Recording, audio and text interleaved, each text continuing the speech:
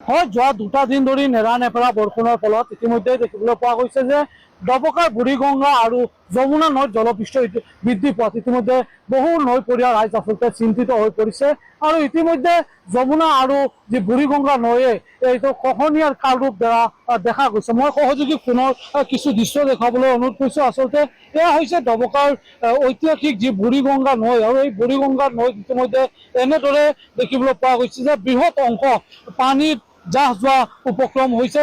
আৰু ইয়াত ক'ব লাগিব যে কেৱল এই টাইৱেত নহয়, ডবকাৰ যি ঐতিহাসিক যি যমুনা নৈৰ ওপৰত থকা যি দলং আছে, এই দলঙৰ কাষতে লাগি থকা এটা স্থানতো এনেদৰে বৃহৎ অংশ নৈত জাহ যোৱা উপক্ৰম হৈছে, আৰু যাৰ লৈ ইতিমধ্যে নৈপৰীয়া ৰাইজ চিন্তিত হৈ পৰিছে। মই কথা পাতিম, ইয়াৰে একাংশ দল সংগঠনৰ নেতা আছে, কথা পাতিম। কি ক'ব, দেখা গৈছে যে বৃহৎ অংশ পানীত যোৱা উপক্ৰম হৈছে। তাত এক ভয়ংকৰ পৰিস্থিতি আছে। যমুনা এলেকাৰ যিটো চুইচ গেট আছে, চুইচ গেটৰ গাৰ্ড ৱাল যিটো এক বৃহৎ অংশ ভাঙি গৈছে।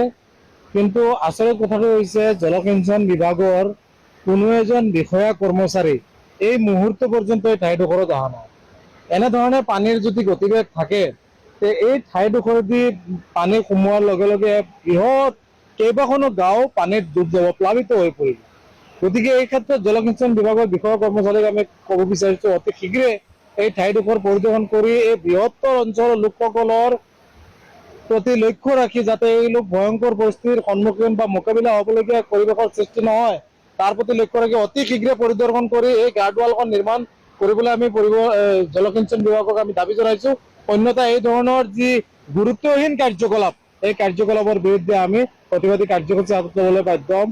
তাৰ সমান্তৰালভাৱে দেখা গৈছে যমুনা নৈৰ মথাউৰিও ভাঙি ফাট মেলিছে, বৃহৎ ফাট মেলিছে। গতিকে এই ধৰণে ফাট মেলাৰ লগে লগে সেই অঞ্চলৰ লোকসকলো ভয়ত আতংকিত হৈ পৰিছে। গতিকে বিভাগীয় কৰ্তৃপক্ষই সামগ্ৰিকভাৱে, যিহেতু বাৰিষাৰ বতৰ, বানপানী চাৰিওফালে হৈ আছে, ইতিমধ্যে আমাৰ হোজাই এলেকাৰ এই চুইচ গেট এলেকাৰ কাষৰীয়া বহু গাঁওসমূহ পানীত ডুব গৈছে।